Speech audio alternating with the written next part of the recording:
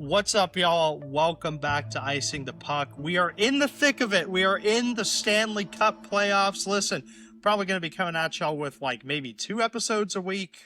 Probably going to be shorter. We're working our schedule around the playoffs as well, but not going to come at you every Monday from now on, talking about a bunch of stuff for an hour plus. There's not that much anymore. We're down to the nitty gritty. Jordan, what's up, man? How are you doing?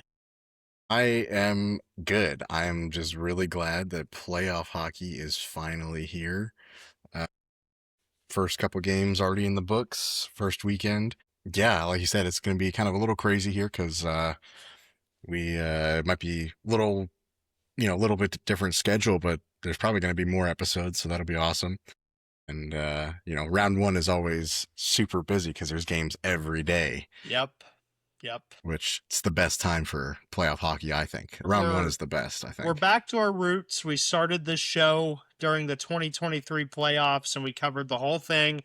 It's a little nostalgic. We're kicking it back a little bit here, and it's so fun to come and talk about it. I feel like there's obviously not as much to talk about, but there's more things that we can talk about in detail, if that makes sense. Yeah, it opens up more of like back and forth like conversation about it too, because with the playoffs, it's like, yeah, there's not as much overall in the league to talk about, but what we are talking about is kind of way more intense in a way, because it's crazy, man. It's intense hockey. And you got the new setup there, the new jersey racks. Yeah, I got the jerseys moved and everything like that, dude. I gotta get my office repping the Rockies stuff right here too. The little jersey reveal. I gotta get my office looking right, man. We got kind of a crazy guest bedroom situation going on here, trying to fit everything in. But speaking of people trying to fit everything in, all right, let's move on to these playoffs, man. People are trying to fit the puck into the net, and we're gonna start coming in hot with the first series that opened things up. We're gonna talk about Carolina versus Ottawa. I think this is a series. Been seeing a lot of back and forth talk online.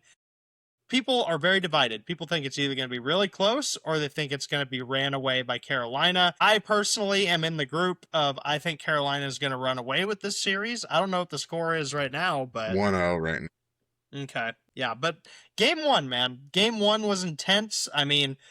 Right off the gate, man, Jordan Staal and Brady Tkachuk going at it with some fisticuffs. Yeah, that was awesome. That's a great way to start playoffs. Like, can't beat that. Classic Tkachuk moment. Jordan Staal ringing the bell for his team, taking the fight. Not really a fighter, but he stepped up and he put on a good performance. I'll say that. I'm gonna say we usually talk pretty bad about Carolina. One thing I love about Carolina is Jordan Staal. I think he's one of the most underrated captains in the whole league. He's been doing it for a long time. It's the name, man. It's the name. It's just such a good name, Yeah, bro. The Staal family, dude. They run deep in this league. He's the last one. It's not what I meant, but okay. But listen, this game, by all means, not the most exciting game, but definitely a statement game. Carolina just shutting them out, taking a risk there, in my opinion, starting Freddie Anderson. I know Bussy has kind of faltered a little bit towards the end of the season, but he does have 30-plus wins on the season. But Anderson with the most playoff experience. Yeah. I thought it was a little weird to start him, I think, but ride the goaltender that's doing better performance-wise, and like you say, playoff experience is a big one. I also really do agree with your take on this series. I do think it's going to be kind of carried away by Carolina. I think the only people that think that the Sens have a chance are Senators fans. Yeah, pretty much. And then I saw some wild brackets that were like LA Kings and Senators final and Senators winning the cup. I was like, yeah. Very bold. Very, very bold. Don't know about that one. But I think this series is definitely going to be controlled by Carolina. They're just overall a stronger team. But the one thing that Carolina doesn't have that the Senators bring is like the intensity of like their hits and their physicality. Yeah. Because man, was this game physical. I think they were in like the first period and they were talking about it's like, yeah, if this hit rate keeps up, we'll be like 100+ hits by like the beginning of the third period. It's crazy. And that's Senators hockey right there. That's That's how they made it into the playoffs. I mean, they had a big offensive resurgence towards the end of the year, and Linus Yeah. Olmark actually came into form a little bit. But the one thing is, when their physicality is taken out of the equation, people seem to forget that Ottawa has the worst save percentage in the entire league. And Linus Olmark, hell of a first two periods. That third period, it just got a little nasty. The shots on goal were too much for him. You know, Yeah. it just And caught up to him. I don't think that he was bad that game. No, I he think was not. he did well under the circumstances, and it's just, yeah, I was thinking it was just a volume game that ultimately got him, which goes more to the defense. And I actually think it was more to do with the offensive side players. I think Yeah. that they were not kind of supporting on that defensive side enough. They were trying, because they got down, they were, especially when they got down one goal, they were trying to, like, we need to push to even it up. And as soon as they started doing that, they kind of had some lapses in their their defense from that, trying to cause turnovers and trying to, attack offensively. And I think that ultimately is what led to, the second Ottawa, goal. And then that was not it from just there. not just the forwards participating on defense, but just in general. I mean, obviously they got shut out. I mean, props to Carolina's defense. I mean, Ottawa had so much trouble getting into the zone. And by the time, the net was cleared, it got even worse. Like they couldn't get anything done.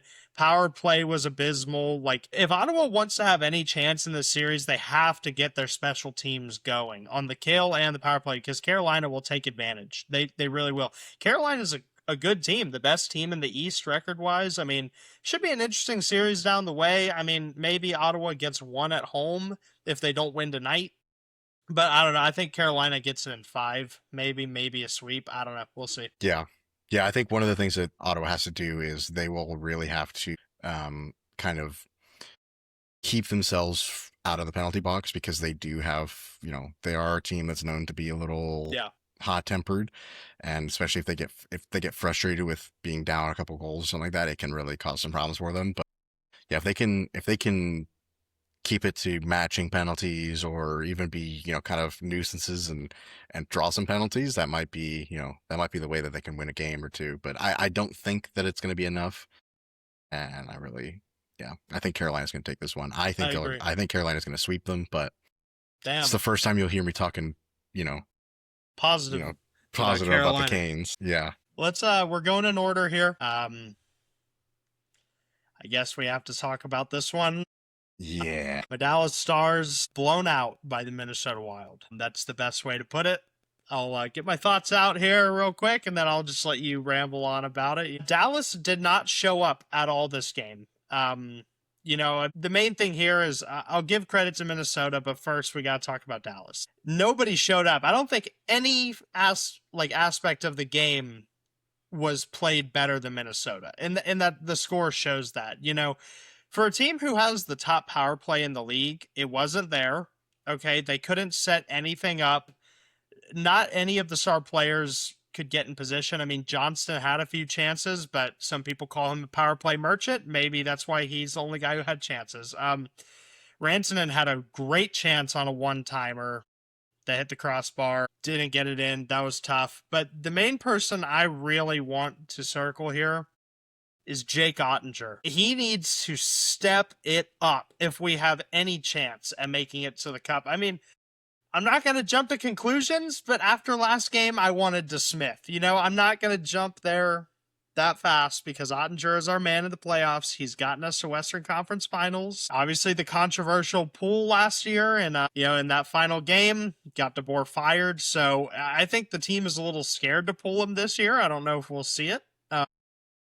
But yeah, I and mean, then go I ahead. definitely think that there's a difference between pulling your goalie and then talking bad about your goalie and saying it's his fault. Yes, 100%. Pulling your goalie is absolutely a thing, because I mean, swapping goalies is not a lack of confidence. It's more of a just kind of change the The kind of momentum of the game. exactly. Yeah. I mean, I've seen ones where it's like they get like 3 goals or something like that, like down like 2 goals, 3 goals, and they swap goalies and then they win games. Like it can happen. I mean, it's just a And momentum and thing. DeSmith is a hell of a backup who we've seen him take over games, but when it comes to the playoffs, I don't know, Ottinger is already like more battle ready. Speaking of goalies, hell of a job by Jesper Wallstedt. I mean, what we talked about starting Freddie Anderson as a gutsy move for the Hurricanes. what a gutsy move by John Hines in the Wild to start their rookie goalie who's never seen playoffs or anything big in the NHL. And what do you know? He only allows one. I mean, he was doing great at the end of the year. They're basically riding his momentum like Carolina did with Freddie. Yeah.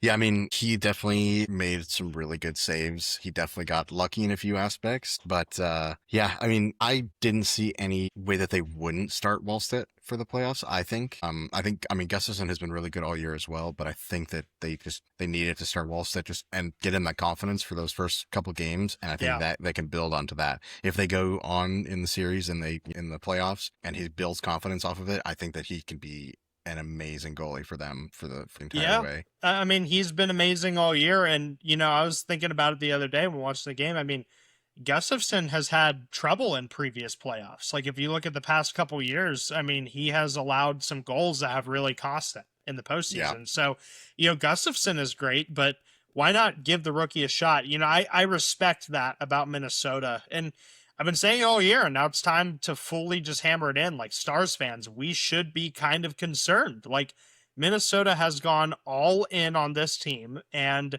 I mean, they're just as good as Dallas, in my opinion. So, the record may not show it, but they are. I mean, they were kind of neck and neck the entire year, and for good reason. I mean, this is the closest series I think in the entire first round. And it could go either way. I mean, who knows? Like Dallas could put up 6 on Minnesota tonight. I mean, Yeah, it's that kind of yeah. series. I mean, And I was also I thinking, do. like, if Dallas loses tonight at home, which God forbid, yeah, I could totally see them taking both in Minnesota. Yeah. Yeah. I mean, Dallas lost their first game last year and then, you know, took them back. And I mean, it was a trade back and forth. I put this as a 7-game series on my predictions and stuff like that. And I think it will be. I think that it has to be. I don't see a way where it's not. I think these teams are both too good. And like I said, I mean, we could see it tonight. Like it could be a complete opposite story. And Dallas just, you know, like I said, puts up with 6 on Minnesota tonight. I mean, Yeah, I think the question is Ottinger. I mean, he's had a kind of a down year, yeah, for sure. but I don't see the harm in giving DeSmith a chance if they lose 2 games. Yeah, I think that's the move to go with just to see what happens. I mean, you never know. This one is such a toss up, and I think that them scoring 6 goals. I don't think it was I don't think it was an absolute like failure by Dallas. I think it was like some guys just there was a little bit of lack of effort in some areas that translated to those goals, but like I said, it could be completely 180 the yeah, very next game. and some And people may see this as a cope, but I understand Glenn Goldson throwing Miro Heiskanen in there. It's the first game of the playoffs. You want to get him going. Same with Foxa and Steele. But we knew at the end of the regular season, those guys weren't 100%. I mean, they played the last 2 and 1 game of the season, but like their legs aren't fully fresh yet. I mean, the team we were rocking with towards the end of the year was pretty solid with the guys out, but you're trying to get those guys confidence back, and they're veterans that you won the playoffs, but maybe you could have sat them for one more game. I don't know. yeah, I mean, I know there were some reports on some of the guys not being ready for game 1, like even like half a week before the Heiskanen playoffs started, and then definitely they was not ready to play. I bet you he told Gulletson that he wants to play and he wants to help the team, and maybe reduced minutes, yeah, which he but did have, but that sometimes can be a problem. Like you might it be doing can. more harm than good.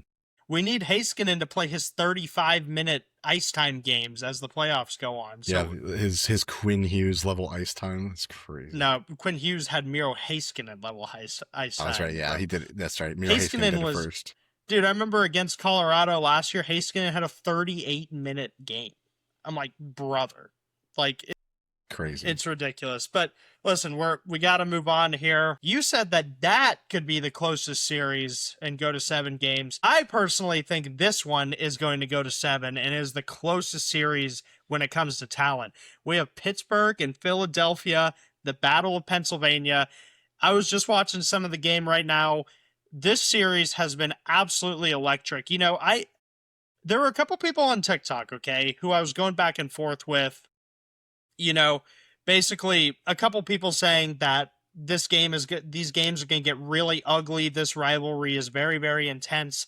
And here I was thinking, this is not the 90s anymore. This isn't the early 2000s. I think the game's a little different. These two teams, a different cast of characters in Philadelphia. I was 100% wrong. These two teams absolutely hate each other in every I sense of the think that word. there was like 4 arrests at the stadium, like from like fans and stuff like that, like fights. Well, and then also game one had 80 plus combined hits. Yeah, these two teams absolutely hate each other. And I'm watching some of the game right now. What's going on? I love what the Flyers are trying to do. Shout out my boy Sam and your They're up. dad King. We're rooting Yeah. for the Pens. But dude, the Flyers are literally like face palming Malkin and Crosby. Like they're literally shoving their faces every chance they get. It's nuts. Philly is up 2 now. It's 2-0 right now. Whoa. Yeah, and so is Carolina. It's 2-0. But yeah, I love this series. I love the energy that both of these teams are bringing. And how about Porter Martone, dude? How about this kid getting the game winner? Apparently he grew up a Flyers fan, even though he's from Ontario. I don't know. But he's living his dream, man. You love to see it. Yeah, I mean, I don't necessarily feel like I don't know if I agree with the talent is equal. I still think Pittsburgh has more talent on their roster. Well, obviously when you have Sidney Crosby and Yeah, but as for like, overall, cohesive right now, the Flyers look crazy. Sage is going a little crazy. Yeah, she is. She's like zooming around back here. But I mean, I agree this is going to be a really close series as well. But I am rooting for Pittsburgh. But man, Philly it's going to be tough to they beat them. brought some energy, and this is like there's a bunch of teams this year who are breaking their playoff droughts, and Philly, I mean, it's a sports town. This was expected. I think they have a higher standard that they live up to there. It may be a dirtier standard by some people's definitions, but that's what they do. And I'm a big fan of Rick Tocchet. I mean, Rick Tocchet took Vancouver pretty far in his first couple years. And when he gets on a team that has a youthful roster, he usually takes them on a run most of the time. So am I saying Philly will win in the second round if they win this series? I don't know, but they have a good chance at beating Pittsburgh here. Yeah, I definitely think that they went into this playoff as kind of an underrated team. Yeah, for sure. Even though they finished third in their division, but still, it's like, don't underestimate this team. Yeah. They're young and, a lot of them, it's their very first experience in the playoffs. But I mean, they came to play, and it's going to be an intense series. This one's going to be even more, physical and stuff like that than the Canes and the Senators. Yeah. Because both teams are out to hit each other like that. Mm-hmm. I do have to say though, man, it was like the shots on goal was, I mean, it was a very defensive game. It was like, and tonight it's the same thing. Yeah, that's Pittsburgh's problem. Get more shots on goal. You can't win. Before I stopped watching, second period, they only have 3 shots on goal. I mean, they got to figure something out. Yeah, I mean, especially with they started Vladar tonight, right? Too again. Yeah, I mean, just light them up. Volume is the way. I mean, and that's the thing. Something's getting through. They're such a setup team. And why wouldn't they be with the guys that they have? That's kind of how they've always played. They have great chemistry, but like just hammer them, like you said, just keep hammering them. Just shoot it. Yep, that's what happened with another team that we'll talk about in a second. That happened last night. That's what they did, and it worked. Yeah. Okay. Moving into the next one. Yep, good one for you. The next series. I thought it was a great game. It was a little bit closer of a game than I wanted it to be, but I will say this, and my completely biased opinion, I think that was the best LA will play, and I don't think they'll play that well in the rest of the games. I think that was LA's best possible game, and they still couldn't win. So, yeah, I'm going to eat my words when they win a game. But, whatever. I won't fight you on this one too hard because I get what you're trying to say. Now, here's the thing. I think LA will score more as this series goes on. I think they game planned this first game completely defensive because they know the Avs are going to come out firing, and that's exactly what they did. I mean, the Avs are known to be the fastest team in the league, and they shoot the puck a lot. That's what they do. And maybe they weren't shooting a lot when the game started. We kind Yeah, of talked about it. they just kind of they got shut down on like their zone entry for Yeah. most of it, and as soon as they adjusted and switched to just trying to carry the puck into dumping it in and trying to win it and cause like chaos and turnovers right in the zone, that's how Yeah. they scored. Both of their goals came from kind of broken plays that. Well, this is one thing I noticed, and it's not just this year, but it's every year with the Avs. They not necessarily struggle, but they come out in the first two games of their playoff series, and I feel like they try to play start tic slower. tac toe little too much. Oh, They yeah. try the cute plays a lot, and that's what was Yeah. happening a lot in the first two, first. Like I first sent you half that of the message game. when it was Yeah, when it yeah. was happening. But I was like I'm sick and tired of this passing shit. that's what they do. But the thing with the Avs, we all know it. Best team in the league, President's Trophies winners, and that's for a reason. I mean, you'll have arguably the best coach in the NHL, Jared Bednar, said, okay, they game planned for us. They're holding us to no zone entries. They're playing defensive.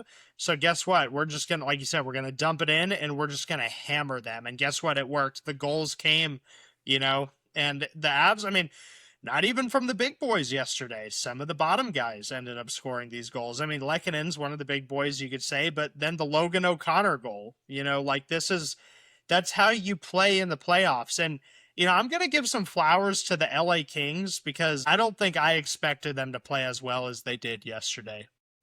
Defensively, especially. They were definitely, especially like Forsberg played really well. He did.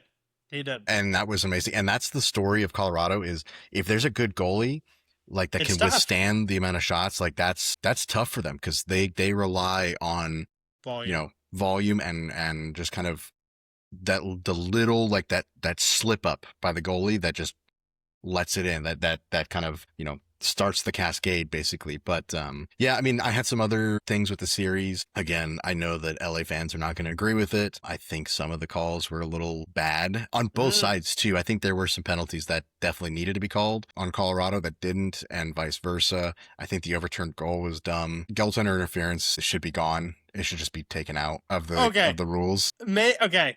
I was actually looking forward to talking about this one because I agree with the call. I don't see how you can. I mean, what they're saying is no matter how you get how you get in contact with the goalie, like he was absolutely pushed into the goalie by another player. No, he was not. Yes, he was. Just because he was in a spot and got backed into by another player, he's entitled to be on the ice. Here's what happens. Here's why it's goaltender interference. And you and I talk about clear-cut definitions all the time. I knew we were going to argue about this. I was literally ready. I was prepared. All right. Drury initiated contact on Doughty. How? Okay. He touched Doughty and he got tangled up and fell into the goaltender. Doughty backed into him. Oh my God. He skated backwards into Drury. But why did he skate backwards? Because Drury is trying to push him out of the net. They're literally fighting each other. Drury was skating. No. He was skating towards the net. I know, but what I'm towards saying, the goal and got backed into. I mean, there's no way he can avoid that, bro. We could watch the clip. He's going. Yes, I understand. He's trying to get positioning on the net. Okay, which is what he's supposed to do. He's going, but then he gives Doughty a shove and he falls over. That's literally what happened. You could watch it. He gives Doughty a shove. It doesn't matter if he gives him a shove. It doesn't matter because he got backed into contact. He didn't. The issue, and here's the thing, the reason it was overturned was not because of the contact between those two. It was because there was no intent or there was no attempt to avoid contact with the goalie. That's why it was overturned. Not because of, but that's stupid because how do you avoid contact with it's the same that happened to McKinnon at the earlier in the season. Okay, but if you can't move yourself magically when you're not touching anything, like if you're falling and you're flying through the air, basically, you can't magically move out of the way. Listen, how it works. I think we could, if we're going to come to some kind of compromise, both guys were trying to make a play and the goaltender's going to move when the puck is shot on net. Okay, but I think it's interference because if Drury's going to initiate the contact and then Doughty's going to back up, what else does he expect? Like, you're going to go crashing into the goaltender. That's what's going to happen. So And there's not going to be any agreements it's on it's this. really playoff hockey. It comes down to it's playoff hockey. All three guys, including the goaltender, are playing harder than they usually would, and there's a collision. It's like an unfortunate call, but I thought it was the right call in the moment. Obviously, Colorado still won the game, but like I know what you're saying. You're looking for consistency, and that's never going to happen with goaltender interference. Yeah, it should just be But taken out of the game. maybe so. I mean, there is an argument to be made about that, but like, Let them just smoke goalies whenever they want to. but yeah, your Avalanche, I mean, like at the end of the day, I can see a sweep. Maybe by like wild chance, LA wins one, but I don't know. Like Colorado is just a beast that can't be stopped, and LA is, in my opinion, a team that shouldn't even be in the playoffs, but that's a conversation for another day. They ended up getting one kind of in garbage time. Thought That the was game. a power play goal on a bullshit power Who play. scored it? Panarin? Yeah, it was Panarin's Yeah. goal, I think. Yeah, it was Panarin's. And I have to say this, who knew? I'm gonna say it. I'm just gonna say it. Who knew Cody Ceci was such a? Not Ceci. Adrian Kempe. Adrian Kempe was such a bitch. I told you, dude, he's a little brat. He's a brat. Yeah. Ever since Skins needs to know this, we talked about it before, ever since he did the horns down, I've had it out for this guy, bro. I hate this guy. Should have remembered. I should have known from that. It didn't affect me as much because I'm not a UT fan, but not like a huge UT fan. As I say, as I have the UT jersey up there, but different. It's different.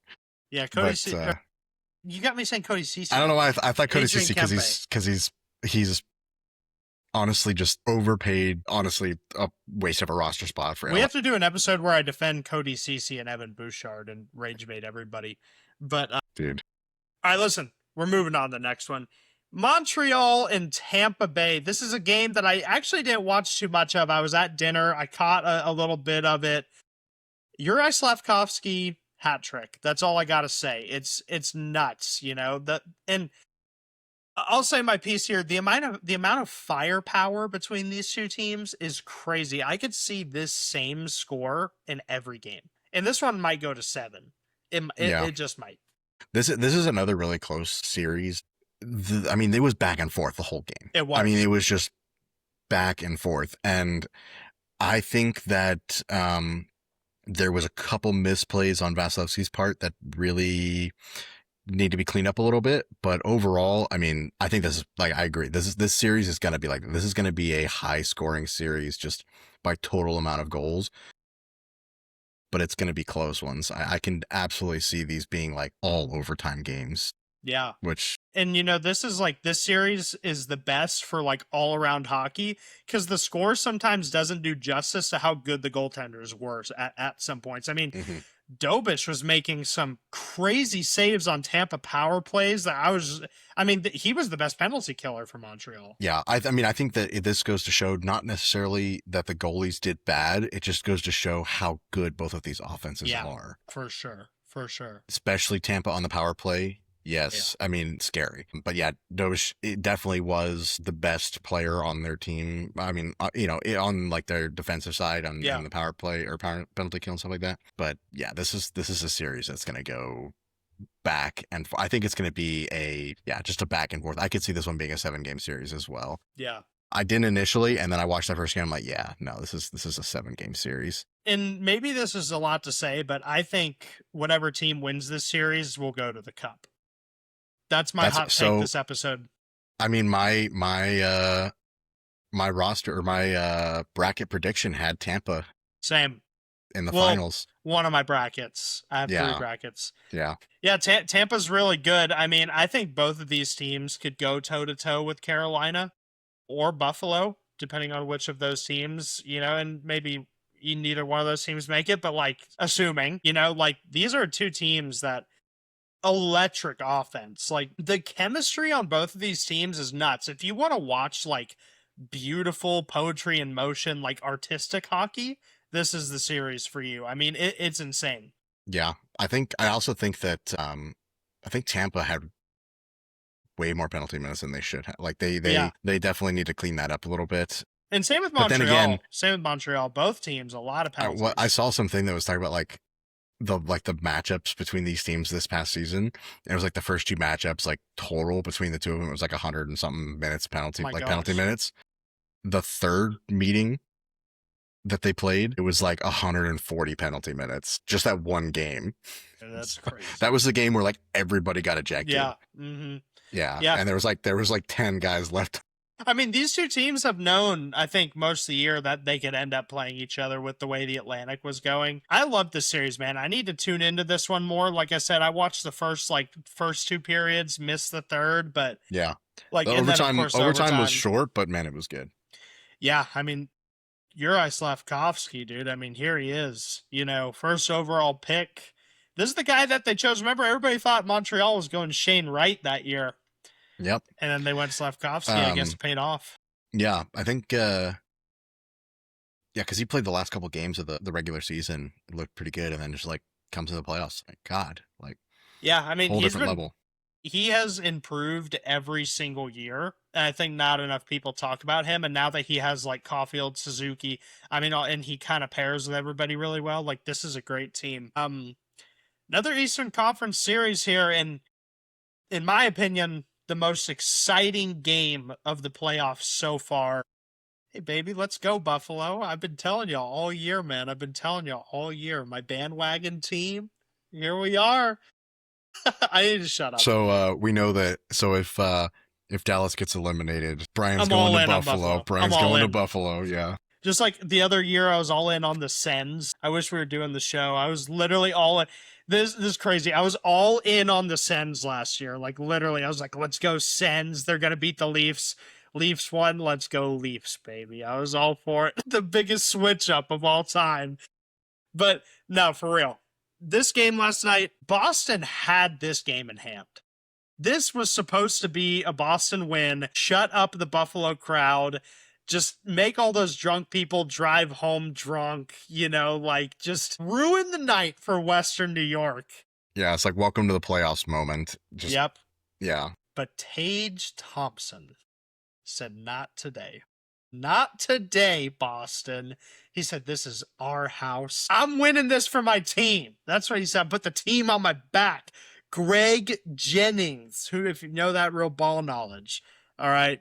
But Tage Thompson, incredible performance. Then Matthias Samuelsson with that game-winning goal to make it 3-2. Empty netter from Alex Tuck to seal the deal. The crowd pops had me fired up, dude. Feeling it last night. It was funny as I was watching like the that part of the game on mute. I just had it on another screen, and I was like, I had to go back afterwards and Play it. watch it with like with sound and everything. It was crazy. Dude.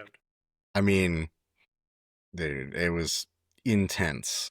You know what? I was talking about it with the people I was watching with a little bit for the first period yesterday. What else is there to do in Buffalo but watch sports and drink? I mean, these people thrive off of moments like that. Like, oh my God. Yeah, I wouldn't be surprised if they just like slaughter Boston in the next one. We'll see. We'll see. Or the heartbreak when they get eliminated will be even better because it'll be Damn! their first thing in the playoffs and they get eliminated You're round saying one. Boston's gonna win this series? You think that's? Buffalo has a history of kind of choking.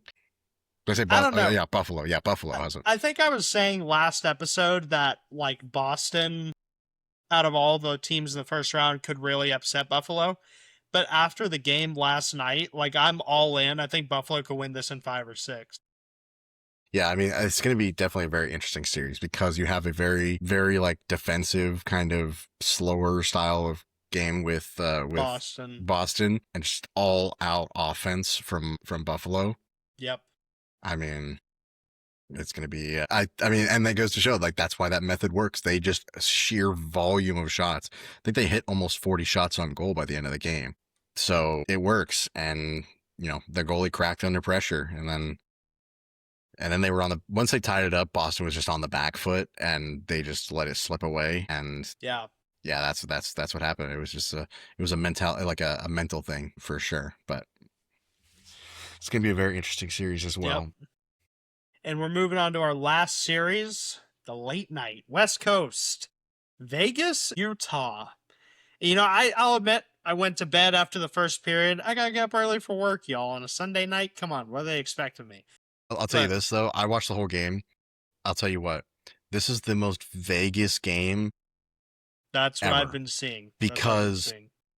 they just outlasted Utah. I mean, Utah had the upper hand in that first period, and shout out Logan Cooley, first goal in Utah Mammoth playoff history. yep, he is dead next game apparently. He is going to be killed Yep. next game, Nick but Dowd was not happy with him by the end of that game. So that it just goes to show why Vegas, even though they're not the greatest team this year, why they held on and why they finished where they did in the season. They just kind of hold on they to these games, survive and yeah, all the time. yeah, I mean, it was kind of a like Utah did control most of the game. Like they were definitely, offensively more in control than Vegas was, but I think their kind of inexperience in the playoffs and this kind of hockey showed a little bit towards the end, and Vegas capitalized on that and just, like I said, just outlasted them. And then as soon as they had those little, like that one opportunity to attack, they did, and they would score. And then they'd wait and they'd wait and they'd wait. And then that one moment came up again, another goal. So also, I mean, and Vegas had some, had some bad goals. It had the one that bounced off of, who was it that went in? The It Stenlund was, goal. yeah, yeah, yeah. Yeah.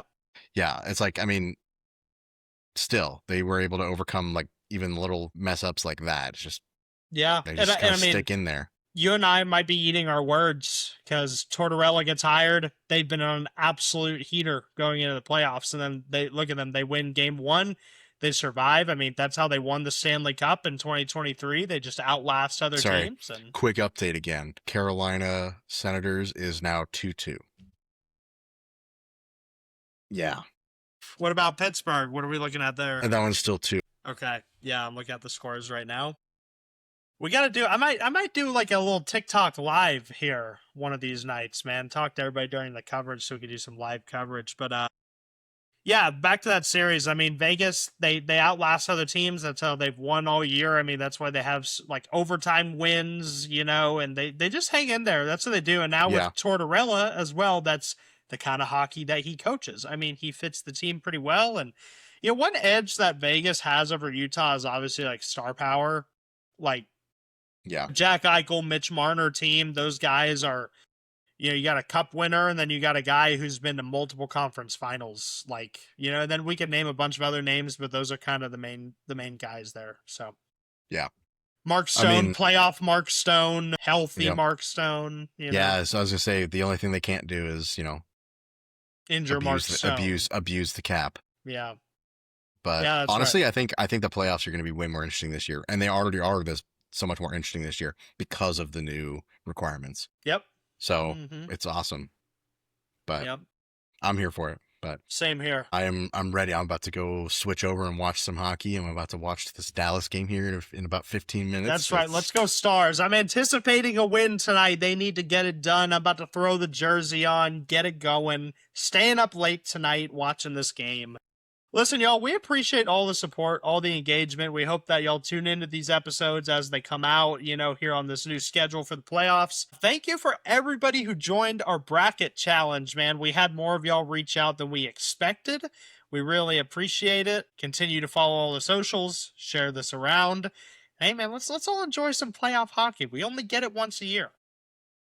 Yeah, I'm looking forward to all the rest of these games. And said round one's my favorite just because of how many games are going on right now. It's not my favorite because Avs have lost, historically, but I'm here for it this year. So let's. I mean, I'm ready, dude. I'm let's so enjoy ready. it. I'm just ready. I'm just ready to watch more hockey.